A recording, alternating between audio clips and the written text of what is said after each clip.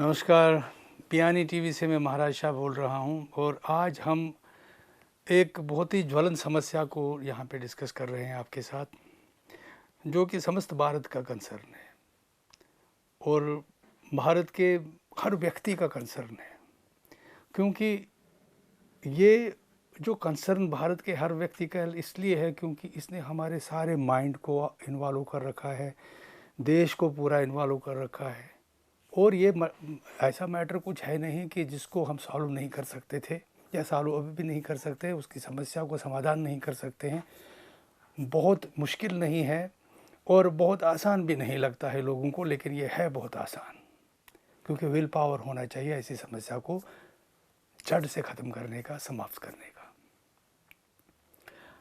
दुनिया कहती है, यहाँ हमारे देश में हर एक आदमी आज कहता है कि जो भी बवाल जम्मू कश्मीर में है, यानी कश्मीर वैली में है, जम्मू तो खैर पीसफुल है, जम्मू के लोग भी बहुत पीसफुल है, वो तो अपना डेवलपमेंट कर रहे हैं, वो डेवलपमेंट चाहते हैं, उनका तो पूरा सहयोग सेंट्रल गवर्नमेंट को है। उन जम्मू और लद्दाख के लोगों का 100% सहयोग जो है वो अपने जो भारत का स्टेट है उसके साथ है। लेकिन कश्मीर में कुछ अंसर है, कश्मीर के लोग भी, पूरे लोग जो है वो कहीं भी भारत के विरोध में नहीं है, लेकिन कुछ हवा ऐसी चलाई गई है, कुछ ऐसा माहौल क्रिएट किया गया है बहुत दिनों से, मतलब साल साल से ऐसा माहौल क्रिएट किया जो कि एंटी पीपल है। जो लोग एंटी पीपल है, जो सत्ता लोलुप है, जो जिनको सत्ता चाहिए सिर्फ, या किसी तरीके से कोई वो निज़ाम चाहिए जिसमें उन चंद लोगों का फ़ायदा है, उन लोगों ने बहुत सारी ऐसी करतूतें कर रखी है जिनसे कि वहाँ का अमन दरहम बरहम हो गया है। वहाँ की माइनॉरिटी कम्युनिटी, जो कश्मीरी पंडित कम्युनिटी है, उनको 1990 में भागना पड़ा वहाँ से, और बहुत ही असुरक्षा के कारण भागना पड़ा उनको, बल्कि भगाया गया वहाँ से। और ये सारा कुछ क्यों हुआ, क्या कारण है इस सब का? एक सोच है जो कि एक धर्म से रिलेट की जाती है, इस्लाम धर्म से रिलेट की जाती है। कहा जाता है कि ये जो इस्लामिक फंडामेंटलिस्ट है, इनका ये सोच है और इस कारण से जो है ये सारा उपद्रव है, और इसके पीछे जो है पाकिस्तान है। और है पाकिस्तान, वहाँ पे जो टेररिज्म है, जो आतंकवाद है, उसको प्रेषित करता है, उसको हर तरीके से मदद करता है, फाइनेंशियली मदद करता है, फंड करता है, ट्रेन करता है, और हर तरीके से उनको वर्गलाकर उनको ही उनका डिस्ट्रक्शन का सामान देके उनसे डिस्ट्रक्शन कराता है और भारत के विरुद्ध उनको खड़ा करता है।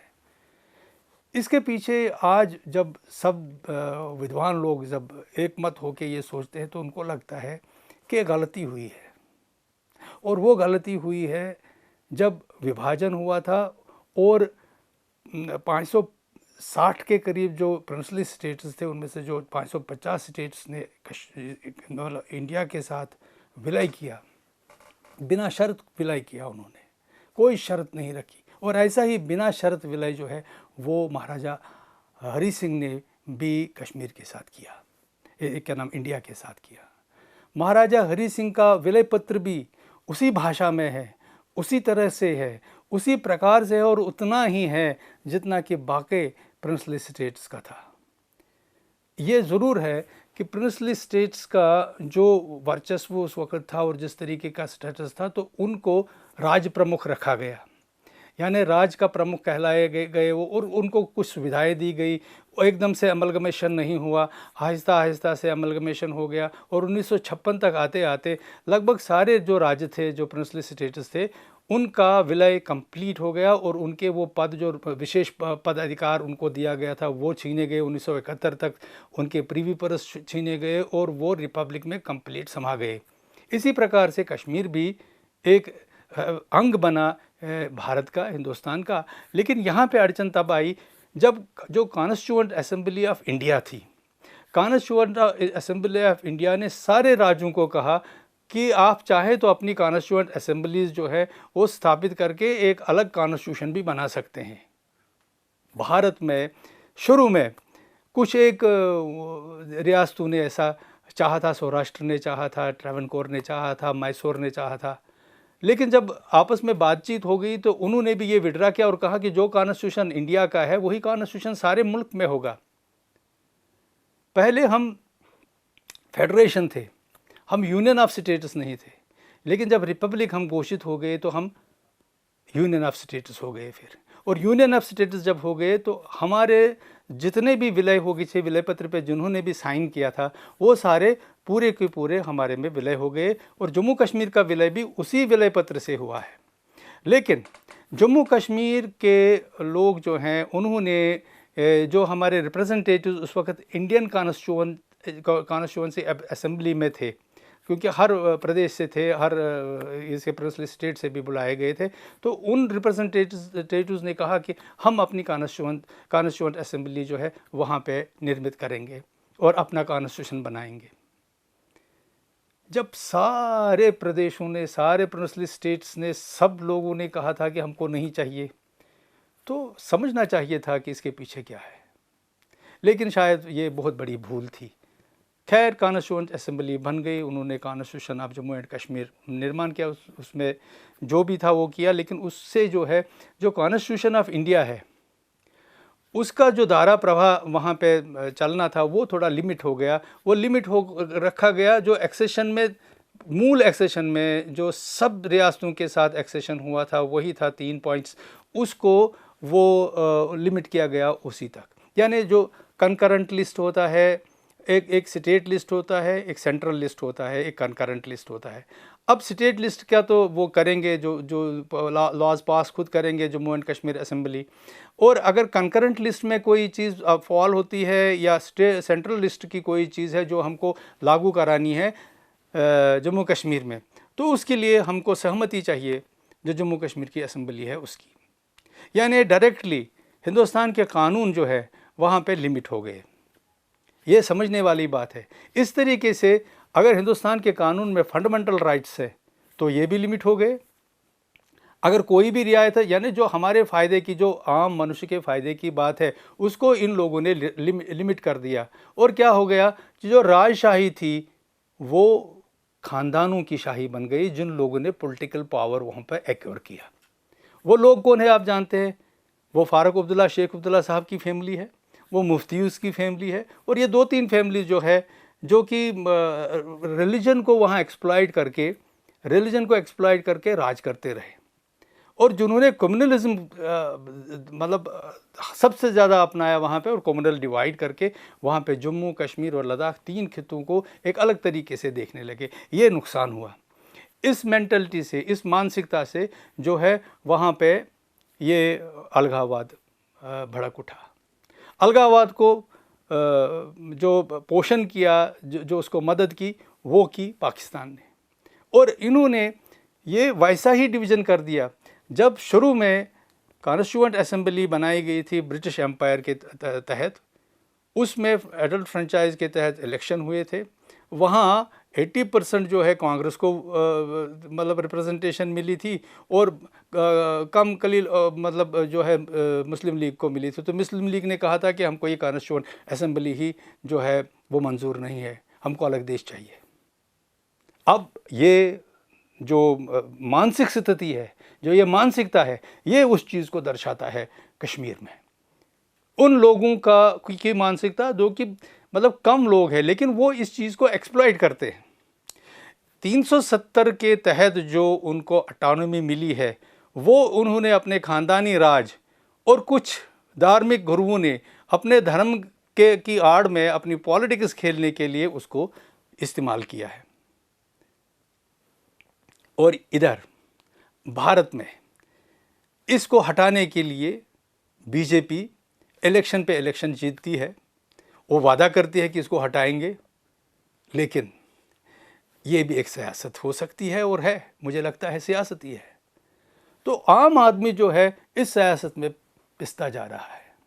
एक तरफ से एक आतंकवाद प्रायोजित कर रहा है देश, दूसरी तरफ से हम उस आतंकवाद से लड़ रहे हैं, तीसरी तरफ से इसका कारण, जो मूल कारण है, उसको हटाया नहीं जाता है। वो है दफ़ा 370 और 35 से। उसको हटाने में वो लोग वहाँ से उठते हैं कि नहीं, कॉन्स्टिट्यूशनली जो है अलग हो जाएगा। कैसे अलग होगा? अलग होने का कोई सवाल ही नहीं है, क्योंकि 370 से विलय नहीं हुआ है। 370 एक प्रोविज़न है जिसके तहत आपको थोड़ी ऑटोनॉमी दी गई थी। वो ऑटोनॉमी भारत सरकार विड्रा कर सकता है, और प्रेसिडेंशियल डिग्री से विड्रा कर सकता है, किसी भी समय विड्रा कर सकता है। उसमें कोई कानूनी अड़चन नहीं है। अगर मैं आपको बताऊं कि इसमें जो मेन लिखा हुआ कि जो गवर्नमेंट ऑफ इंडिया है, प्रेसिडेंशियल डिग्री से 370 on the recommendation of the assembly, constituent assembly लिखा था। कॉन्स्टिट्यूएंट असेंबली इस वक्त नहीं है। कॉन्स्टिट्यूएंट असेंबली ने अपने आप को डिसॉल्व करके अपने पावर सारे जो वहाँ के असेंबली को दिए है, जो कि पीपल्स रिप्रेजेंटेटिव असेंबली है। और हेड ऑफ द गवर्नमेंट जो कहलाता है वो न तो लेजिस्लेचर है बल्कि वहाँ का गवर्नर है, उसको हेड ऑफ द स्टेट कहा जाता है। हालांकि पावर वो डिराइव करता है लेजिस्लेचर से वहाँ के। लेकिन जब लेजिस्लेचर डिसॉल्व है, जब लेजिस्लेचर है नहीं, तो सारे पावर्स जो है वो गवर्नर के पास होते हैं। गवर्नर रिकमेंड कर सकता है कि यहाँ पे लॉ एंड ऑर्डर की या और आतंकवाद की समस्या होने के कारण, और आतंकवाद की हमने ये स्टडी किया, ये सबके सामने है कि आतंकवाद की समस्या के मूल में यही आर्टिकल है, तो इसको जो है ख़त्म होना चाहिए। जैसे आपने आतंकवाद के विरुद्ध में लॉज पास किए जो कि आप नहीं कर सकते थे, लेकिन वहाँ के गवर्नमेंट ने रिकमेंड किए, वहाँ के गवर्नर ने रिकमेंड किए, तो आपने कर दिए। इसी प्रकार से आप इस लॉ को भी, इसकी स्पेशलिटी को ख़त्म कर सकते हैं और एनी टाइम कर सकते हैं। अगर वहाँ के गवर्नर जो है प्रेसिडेंट को रिकमेंड करेंगे कि इसकी वजह से ही सारी प्रॉब्लम है, तो इसको हटाया जा सकता है। लेकिन मैं एक क्वेश्चन मेरे मन में आता है कि कैसी वजह से सारी प्रॉब्लम्स हैं।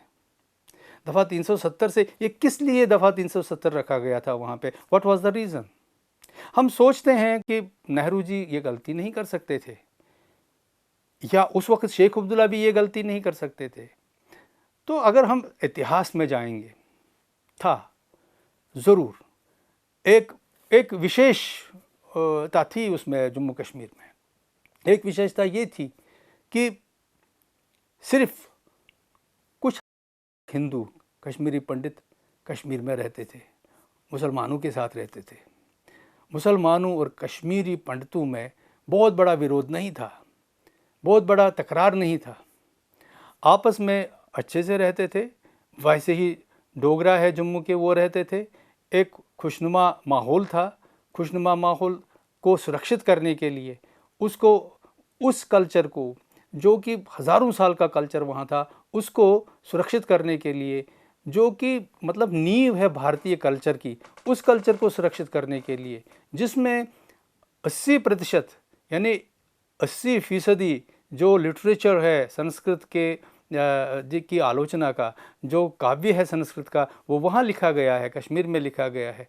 वहाँ पे पहली जो हिस्ट्री है वो लिखी गई है काव्य में, जो कि पहली मतलब रिटन हिस्ट्री है किसी भी प्लेस की, काव्य में लिखी गई है। वहाँ पे ऐसे ऐसे प्रतिष्ठान हैं, ऐसे ऐसे धार्मिक स्थल है जो भाईचारे का और आपस में भाई बरादरी का संदेश देते रहे हैं। वहाँ पे सूफ़ी कवि हुए हैं जो सूफ़ी कवि मानवता का संदेश देते थे, जिन्होंने कभी किसी फ़िरका को उकसाया नहीं, भड़काया नहीं, किसी और फ़िरके के ख़िलाफ़ उन्होंने उसको मारने काटने को नहीं बताया। ये सब तब हुआ जब वहाँ पे पॉलिटिक्स जो है गंदी हो गई और उन फ़कीरों के, उन दानिश्वरों के और उनके बोल बुलाए गए, उनका सब कुछ।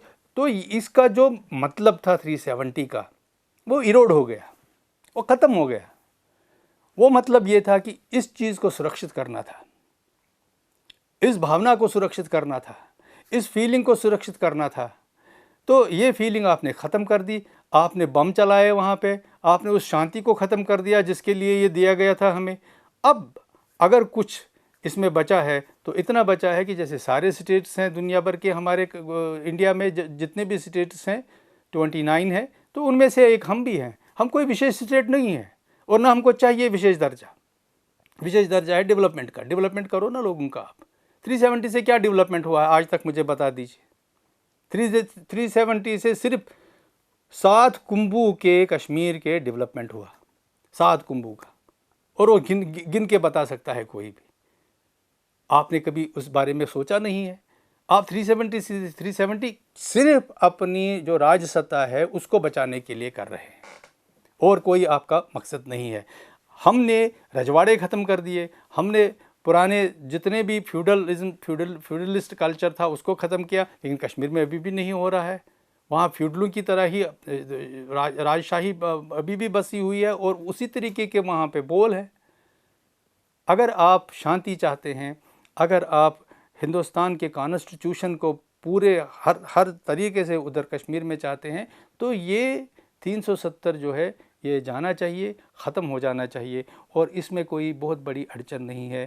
तीन तरीक़ों से इसको ख़त्म किया जा सकता है। ये कहना सरासर गलत है कि कॉन्स्टिट्यूएंट असेंबली डिसॉल्व हो गई इसको करके ये परमानेंट हो गया। परमानेंट तो हर एक आर्टिकल है इसमें, टेम्परेरी था ये। अगर परमानेंट होगा तो परमानेंट आर्टिकल्स अमेंड नहीं होते हैं, ख़त्म नहीं होते। अभी मैं आपको एक चीज़ बताऊंगा। देखिए, हमने अभी तक 1966 से 1988 तक इन स्पेशल प्रोविजंस में 1 2 3 4 5 6 7 8 9 10 11 अमेंडमेंट्स किए हैं।